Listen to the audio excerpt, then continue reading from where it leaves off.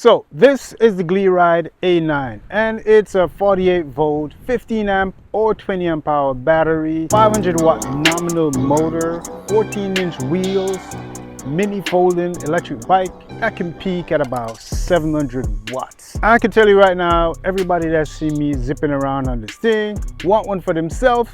So in this video, I'm gonna tell you everything that you need to know about the A9, how it feels, how it performs, and if you should even consider buying one for yourself. All right, so let's get this off by start talking about the material and build. The A9 is made from steel, and you can feel how heavy and rigid it is at 32.8 kg or 72 pounds for the people like myself who like Imperial and we don't want to leave it out. However, it is versatile enough for you to fold it away, as you can see by the little folding areas right here, and stick it away and store it somewhere, or you can fold it and stick it inside of your trunk. So one cool thing about this e-bike, it has a 9-layer suspension system, and that suspension really helps with just riding this thing overall. And based on how heavy the battery is and how heavy this thing is, you definitely need a comprehensive suspension system to help out. And yeah, so basically you can count them out. So this is 1, 2, 3, 4, come on this side, 5, 6, 7, 8, and the 9th layer is right here under the seat. It really helps. So in total it's 8, and then with the seat, if you switch out your seat, then you probably lose the seat function, but as long as you have the seat, then it's a 9-layer system, and it really helps. Yeah, you can definitely feel the benefit of those suspension. Now, is it the most comfortable in terms of the best shock system? No, but it does help. So yeah, I definitely like that part. I really like the fact that this e-bike comes with some 14-inch wheels, and one of those wheels have a 500 watt nominal motor in the rear that can peak at about 750 watts.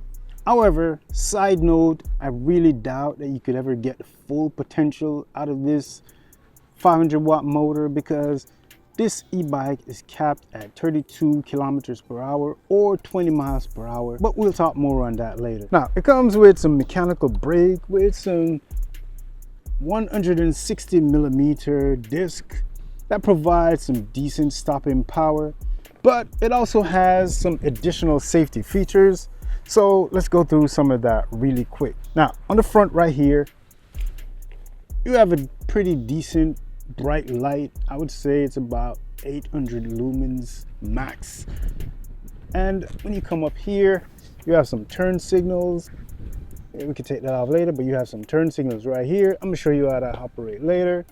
And like I say, you got the brakes, you got the rear brake over here, you have your front brake right here, and then on the back you have a tail light that also show you when it's stopping by flashing, and I think it also show you indication by flashing left or right whenever you switch the indicators on. All right, so let's do a really quick walkthrough of your console or your control area.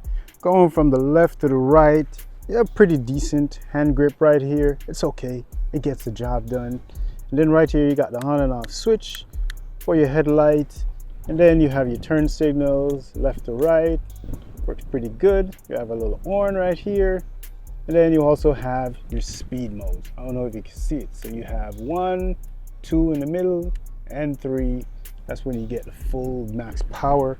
Right here you got a phone holder that you can put your phone in, but if you want to charge your phone, you definitely got to plug it in. And the little additional port right here, USB port. Just open it up, boom, there you go, plug it in. And you also get this little basket for the front, and then over here you get your console, your control, where you see almost everything that you need, and it's connected to your ignition switch. When you switch it on, boom. And then over here you got the throttle, so basically it's a full throttle. And going down, you can see right here you got this little latch. You can release it, you can let this down, or you can bring it back up. And then right here you have another little latch This is where you can actually unlock this to fold it down, and I'm gonna show you how to do that later. And you get some suspension in this fork. There's no way to adjust the compression or anything, you know, it's just what it is. 14-inch wheels, got a really nice plastic fender right there, got some pedals. Yeah, all right.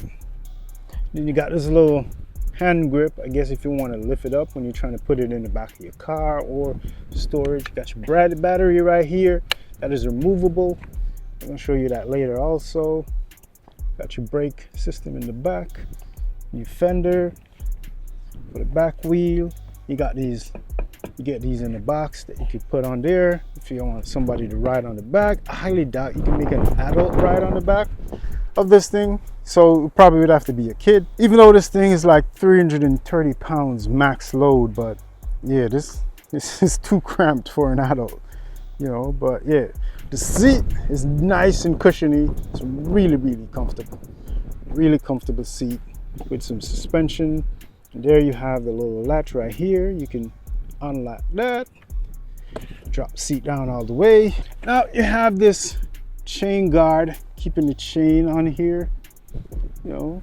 But when you come in the back, there's no way to switch out the speeds. It's just one speed, as you can see right here. So there's no way to switch out the speed. So what's going to happen is when you're riding this thing, and we're going to talk about that later, is you're going to get a lot of ghost pedaling once this thing start going really fast, because you can't control the speed. But yeah, I mean, that's it for the most part as far as just showing you how this thing looks close up.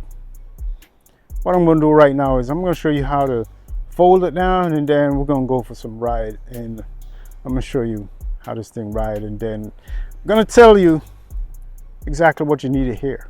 Is it worth your time or money? Now, as far as folding this thing down, I'm going to show you how easy that is. Now, you want to get this in the back of your car. All you got to do is just drop your seat down, drop your steering down. It's already down, so it's all the way down. Then you got to just unlock the little buckle right here. When you unlock that, you pull out the pin. When you pull out the pin, you fold it down. Then you unlock this other little latch right here. And then when you pull out that pin, you can fold this thing down into a really nice compact size. Really fold it down, and if you want, you can get a little Velcro strap, so you could just strap these two parts together. That way you could just grab it by right here and pull it up, put it in the trunk of your car, just stick it in the corner somewhere during the winter time, rainy season, whatever it is, when you don't want to ride around. And then when you want to ride around, you just fold it back out. Boom. It's locked in. Boom. Boom. Put the buckle. Boom. And then put your seat back up to your desired height. Then once you lock that in, there you go. Now check this out. You do get an additional set of keys. Apart from the one in the ignition right here, you get an additional set of keys that you could use to take the battery out. So all you got to do is just take this part out and then use this key to unlock it over here. When you unlock it, you also unlock the seat, this lever right here. Then you can just pull the battery out. You can take it in your house or wherever you want to take it and charge it. And then when you charge it up, line it up, set it on this little rail, then you lock it back in. Can't come out, nobody can take it.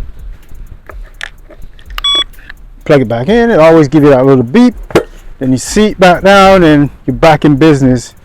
You can go ahead and ride off into the sunset. All right, so this is what it's like sitting in the driver's seat, and basically when you switch it on, I'm not sure if you can see that. I can see it.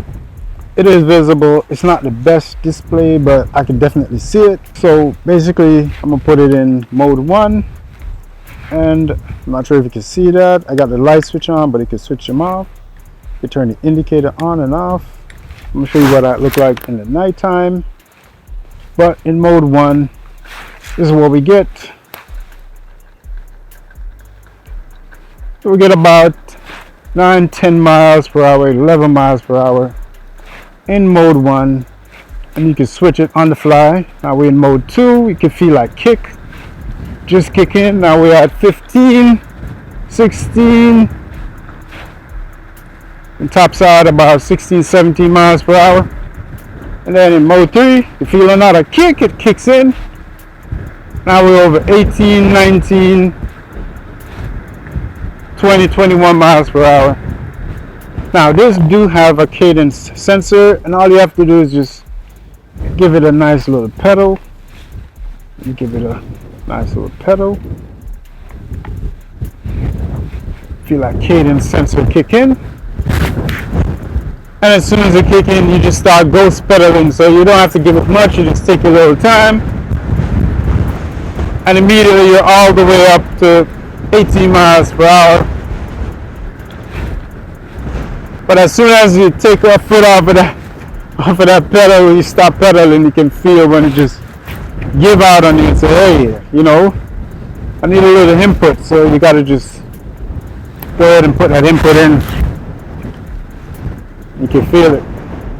Now what I'm going to do right about now is I'm going to give you a speed run, try to see how much I can max it out using the throttle. Then after that, we're going to do a speed run, but I'm just going to try to max it out as fast as we can with the cadence sensor. 2, 3, 1, go. And we're in mode 3. 13, 14, 15, 16, 17, 18,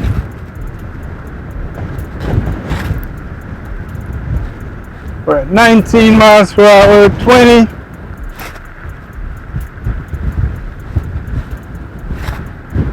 19, we drop back down. Alright, so now we're in mode 3, and we're going to use the pedal assist, no throttle this time, and see if we could get a better response in terms of speed or a better response in terms of launch. So let's go.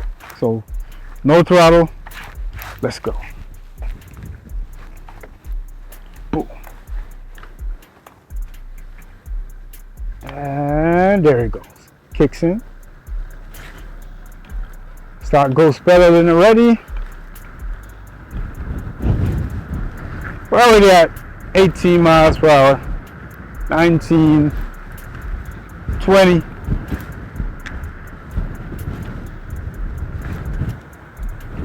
And it seems to me that when you're using the pedals, you get a little better response in terms of how much power you get versus the throttle.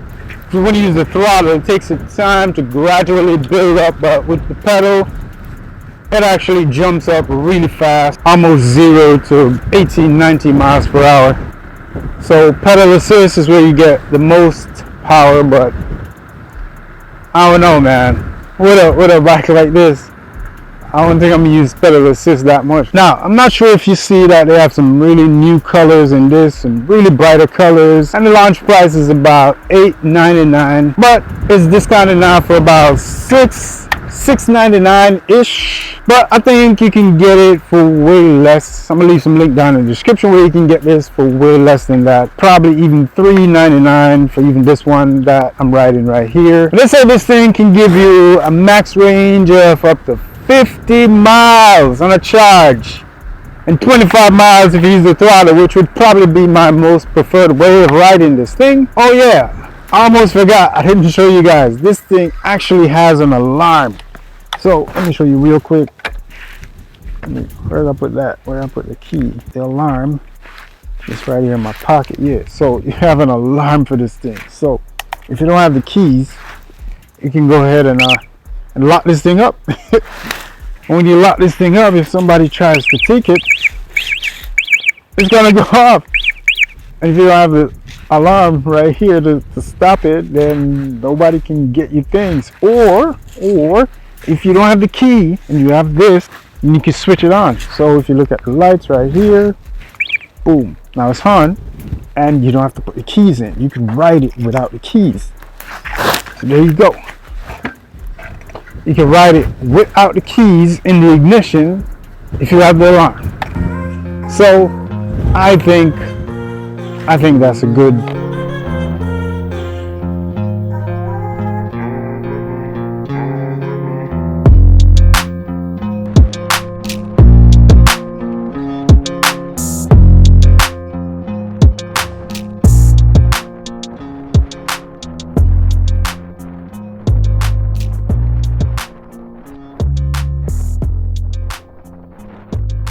Alright, so this thing is IP65 rated, but I definitely wouldn't ride this in the rain or ride it through water. But if you get caught in some little splash, then I think you'll be alright. But you definitely don't want to go out in no heavy rain with this thing.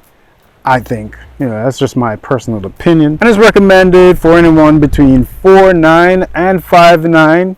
I am about 5'11", so when you see me on this thing, you can use that as a reference to see how you would look on it. I think a 6 foot, 6'1", 6'2" person can ride it, but you just can't pedal it because I'm having issues pedaling it, with my knees just sometimes going too close to the handlebars, especially if it's dropped too low. And it can handle about 150 kilogram or 330 pounds. So if you're lighter than that, then yeah, this thing will definitely carry your body weight. There are a few issues that I have with this thing. And one of those is, I don't understand why they lock this thing at 20 miles per hour. Why they put a speed limiter on this thing. It's just ridiculous. The potential, this is a really great platform, and the potential this thing have, and they lock it at 20 miles per hour. I don't know, man. And the max I could go is 21 miles per hour on the flat, and about 24, 25 coming off a hill. And I have to be coming down the hill to get 25 out of this thing. So, but as you can see, it is not speed lock, it's just power locked. And I don't understand why they limit the amount of power that can come from this 750 watt motor. Now, in my opinion, I think it's a great platform if you want to do some modifications, like switch out the motor or maybe switch out the controller and the controls so you can actually get more power out of it. I think it's really possible, and it's even possible to put another front motor and get crazy power out of this thing with that big battery in the back. Another thing that sucks about this, when I took it out of the box, the instructions to assemble this thing properly was non-existent. I think the only way you could get really good instructions is by just going on your phone or a tablet and pulling up some instructions. I think they could do at least just print out some really decent instructions, just giving you some step-by-steps, even some just visuals, those big booklets when you pull it out and they show you visuals of exactly how to put this thing together, like this part right here in the back.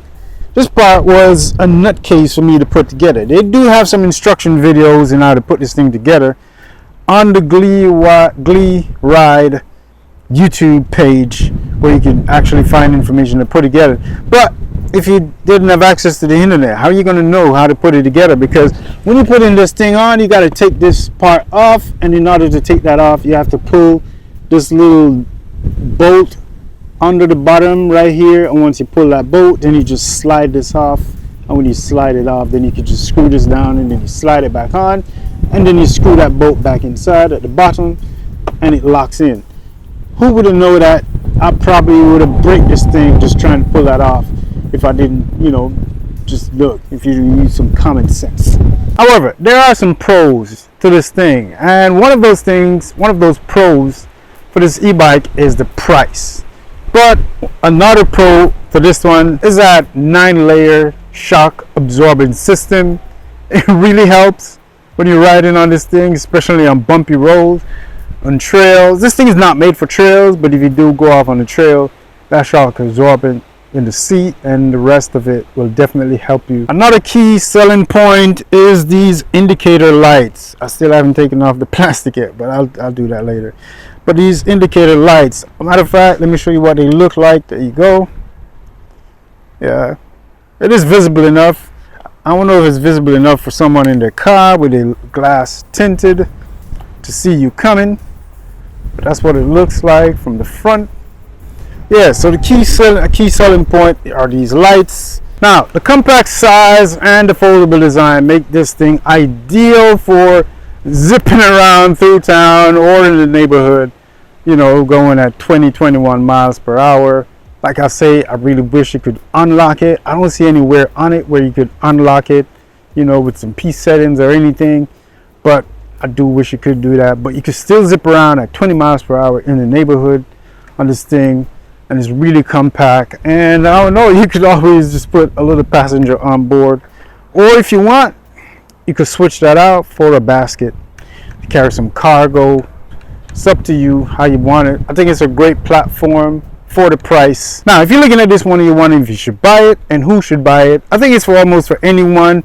But if you're on a budget, this is definitely for you, based on also the fact that if you could get it for the price, the discounted price, check the links down in the description that I put. I'm probably going to try to see if I can get a coupon or something to even take some more money off of that price. But if you could get it for that price, then yeah, this is a really nice buy, and it's a really good platform. It's a really good bike. And who should buy this one? Like I said, almost anyone, but it would be great for the kids to have this during the summertime or just anytime, zipping around in the neighborhood. You could definitely ride this through the town and the cities. It's just a great compact size and design to just zip through the town, the city, wherever you are. So do I like it? Yes. Do I recommend it?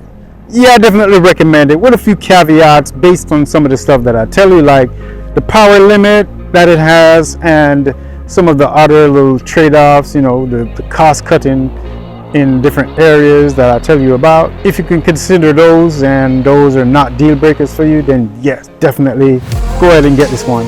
I actually like it. You know, I didn't know I would like it this much, but it's actually a really good bike. So I'm gonna go off and ride into the sunset.